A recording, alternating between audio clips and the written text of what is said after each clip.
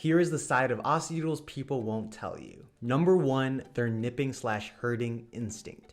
Dog nipping or puppy play biting generally involves a quick, sharp bite without the intent to harm. It's more like mouthing, though the teeth are present and you may feel a pinch.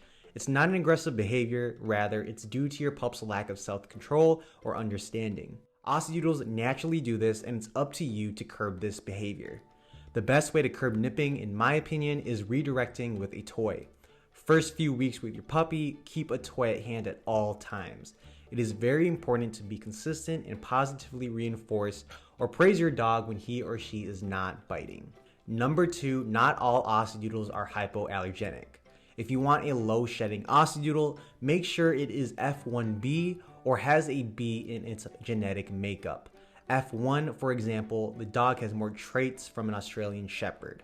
The B means more traits from the Poodle side, aka low shedding and a lot more fluff and curls. Though it's not guaranteed, if you have allergies, make sure to look again for a B in its makeup, whether that is F1B or F1BB. Jaxon is F1B.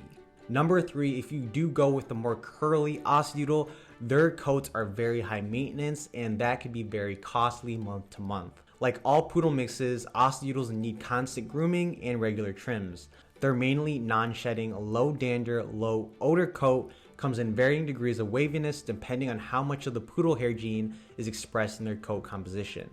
However, all Aussiedoodles will need to be brushed at least every other day, once a week, and trimmed every 2 to 4 months. Their adorable coat gets dirty very quickly, and their hair may become matted if they aren't given baths often enough. It's important to frequently check the fur under your Aussiedoodles' ears, on the backs of their legs, and on their tail. The soft, wavy hair in these areas has a tendency to become matted and tangled, and if they are matted and tangled, then they will ultimately have to get shaved by the groomer. So if you're about to welcome an Aussiedoodle or are thinking about getting one, make sure to keep these factors in mind. Just for transparency with Jaxon, I bring him to the groomers probably every other month or so, and we spend around $75 on average on the grooming appointment. Again, that's every other month, so every 2 months I pay $75 to get him groomed, and that's even with me brushing him properly. If his hair gets way too long, sometimes it's harder to upkeep, but again, if you do want to keep that fluffy look, make sure to brush your dog every day, every other day. Also, make sure to get a detangler spray, as that'll help a lot too. If you're thinking about getting an Aussiedoodle, why do you want to get an Aussiedoodle? If you already have an Aussiedoodle, what do you love about your Aussiedoodle? Leave your answers in the comments down below. As a reminder, please hit that like button, as it really helps in the YouTube algorithm. And if you're new here, welcome. Please hit the subscribe button too, as it really means a lot to Jaxon and me.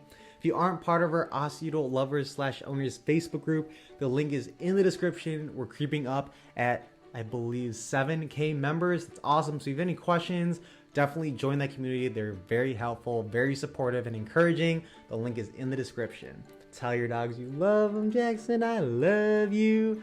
Thank you for watching, and have an amazing day.